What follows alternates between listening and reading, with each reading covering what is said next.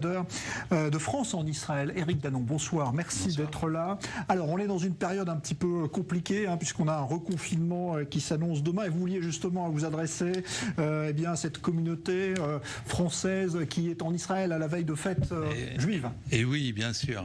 Merci beaucoup Jean-Charles de me donner cette opportunité de souhaiter à toute la communauté française et francophone ici et puis à tous les Juifs de France une très bonne année, Shana Tova. Et bien sûr, nous traversons une période très difficile pour beaucoup. Ça peut être des difficultés économiques, des difficultés psychologiques. Nous sommes aux côtés avec le consulat et toute l'équipe de l'ambassade, de tous les gens qui ont des problèmes de déplacement, parce qu'il va y avoir des drames. Beaucoup de familles qui ont l'habitude d'être réunies pour les fêtes ne vont pas pouvoir le faire. Et puis, on sait bien les difficultés pour être là, pour les mariages, les bar mitzvahs, les naissances, voire même pour les décès, ce qui est dramatique. Donc voilà, à tous, je souhaite une très bonne année 5780 en souhaitant qu'elle soit bien sûr meilleure que celle qui s'achève maintenant. Voilà, ce ne sera pas difficile, moins pire que celle qui s'achève. Alors, il y a quand même des lueurs d'espoir dans la région avec ce qui a été signé cette semaine. Qu'est-ce que ça vous a fait justement de voir que, Israël et des pays arabes, qui sont quand même pas des pays qui ne comptent pas dans la région, signer cet accord de paix à Washington. Comment la France s'est-elle positionnée par rapport à ça ? Immédiatement, en s'en félicitant et en s'en réjouissant. Il faut se réjouir d'un accord de paix qui permet de changer la donne et de faire en sorte que Israël vive dans un meilleur environnement avec ses voisins. Alors, bien entendu, après, on a eu le temps, là, maintenant, de lire le texte, de savoir exactement les tenants et les aboutissants. Il faut aussi regarder pourquoi cet accord a été signé, parce qu'on voit bien depuis 2 jours qu'il y a des interprétations différentes. Certains disent c'est au fond une alliance contre l'Iran, d'autres disent c'était, comme les EAU, c'était pour reporter l'annexion, d'autres disent mais c'est pour finalement normaliser ce qui déjà commencer à l'être d'un point de vue économique, c'est-à-dire faire en sorte que Israël, la Startup Nation, la high-tech, puisse profiter aussi dans des nouvelles relations commerciales avec les EAU. Bref, tout ça, c'est sans doute les vraies raisons, c'est un mélange de tout cela, et chacun a un prisme plutôt géopolitique, plutôt économique, plutôt autre chose, etc. Donc ça, c'était pour les raisons. Alors maintenant, il y a les conséquences de ça. Ce qui est très intéressant, c'est que ça change la donne, contestablement. Alors, ça change la donne. Alors, il y a des aspects positifs, et puis il y a des aspects qu'on va voir dans le temps. Les aspects positifs, c'est incontestablement qu'il vaut toujours mieux avoir de bonnes relations avec ses voisins, donc bon, très bien. Mais on voit bien qu'à l'intérieur même du monde sunnite, il y a des pays qui ont réagi durement, pensez à la Turquie, aux Palestiniens eux-mêmes, à d'autres, et puis il y a des pays qui ont réagi très positivement. Et donc, on risque par exemple, dans le temps, une des conséquences possibles, c'est un clivage à l'intérieur du monde sunnite. Et l'arbitre des élégances, pourrait-on dire, ça va être l'Arabie Saoudite.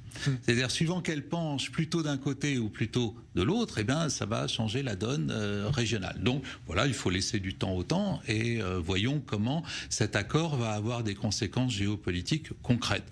C'est, alors on peut rentrer un peu dans les détails. Il y a dans l'accord un article, l'article 7, qui est très intéressant pour aller vers la paix et la sécurité et la stabilité régionale. Il y a des choses concrètes, par exemple l'article 4, qui montre une coopération pour lutter contre le terrorisme et tous les actes hostiles dans l'autre pays. Donc tout ça est très bien. Ouais. Voilà. Alors il y a quand même peut-être aujourd'hui la fin d'une doctrine qui a prévalu, y compris chez les Américains pendant longtemps, qui était de dire jamais Israël ne normalisera avec un pays arabe tant qu'elle n'aura pas réglé le problème palestinien. Aujourd'hui, c'est plus vrai. Alors, c'est une rupture de la doctrine arabe, puisque tout cela... mais pas seulement, beaucoup de pays étaient là-dessus. Mais c'était calé sur l'accord de la Ligue arabe de 2002. Et donc, depuis 2002, il y avait cette idée qu'effectivement, il n'y aurait pas de normalisation tant que... Alors, dans le texte initial arabe, il y avait en plus le retrait des territoires, etc., plus, effectivement, un début de solution du problème israélo-palestinien. Bon, je veux dire, c'est eux-mêmes qui ont rompu la doctrine. D'où, effectivement, c'est ça qui ouvre des perspectives nouvelles. Les EAU, les Émirats Arabes Unis, voilà, ils ont cassé la doctrine et ils disent, mais en même temps, c'est ça qui va permettre de faire progresser les choses, suivant un paradigme, un ensemble nouveau. dans la région. Voyons, en tout cas, ce qui est sûr, c'est que ça bouge. Mais la France ne va pas rester en retrait sur cette question, parce que vous avez toujours joué un rôle actif là-dessus. Est-ce que vous ne pouvez pas aujourd'hui dire, par exemple, aux Palestiniens, il faut arrêter cette position, disons, de se mettre en retrait de tout ce qui est en train de se passer, peut-être leur demander de s'asseoir? C'est exactement ça qu'on a demandé, de s'asseoir à la table de négociation. Alors, c'est lié d'abord à une approche pragmatique, c'est-à-dire que la chaise vide, au Moyen-Orient, ça n'a jamais marché. C'est aussi clair que ça. Donc, il faut revenir à la table. Alors, suivant quels termes, etc., c'est à eux de le dire. Mais ce qui est sûr, c'est que nous appelons sans arrêt, à la reprise de ce dialogue. Alors, c'est là que beaucoup nous disent ça n'est pas réaliste, en fait, il n'y a pas de volonté politique. D'accord, mais ça, c'est pas notre sujet. Le sujet, c'est que la manière de progresser, c'est que, à nouveau, des deux côtés, puisque c'est une affaire essentiellement bilatérale, des deux côtés, on se remette à négocier quelque chose. C'est un accord qui a surpris beaucoup de gens. Et certains diplomates américains disaient l'autre jour, nous, on n'est pas dans l'organisation de conférences internationales où les gens viennent, se parlent, mais il ne se passe jamais rien. Nous, on agit dans l'ombre et on sort des résultats. C'est un peu arrogant peut-être de leur part, vous allez peut-être le dire, mais c'est ce que disent les diplomates américains aujourd'hui. Oui, mais il y a quelque chose. D'abord, il y a des choses justes, c'est qu'on ne négocie pas devant les caméras de télévision.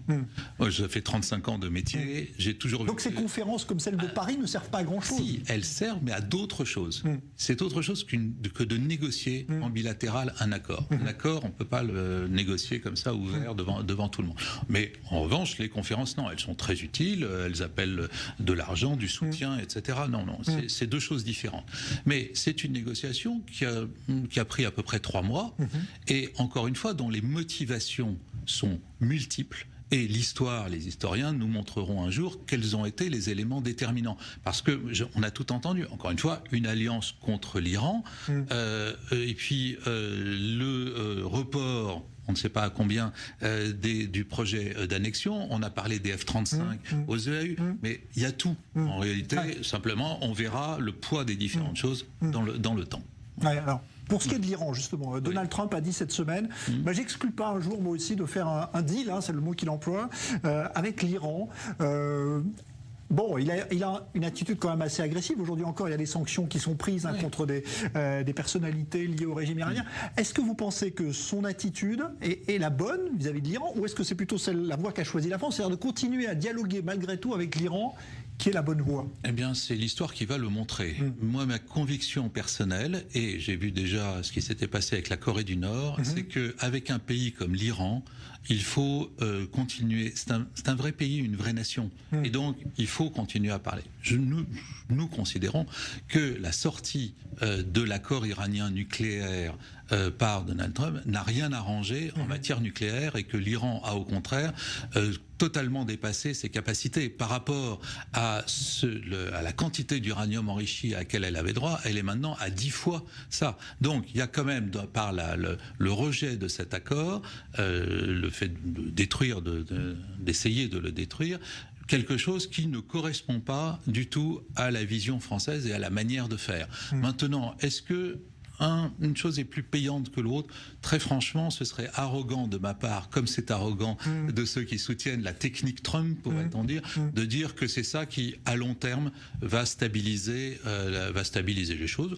On est du côté de Trump plutôt dans une politique de rapport de force, on est du côté français plutôt dans une optique de négociation. On verra bien, et c'est sans doute d'ailleurs assez complémentaire.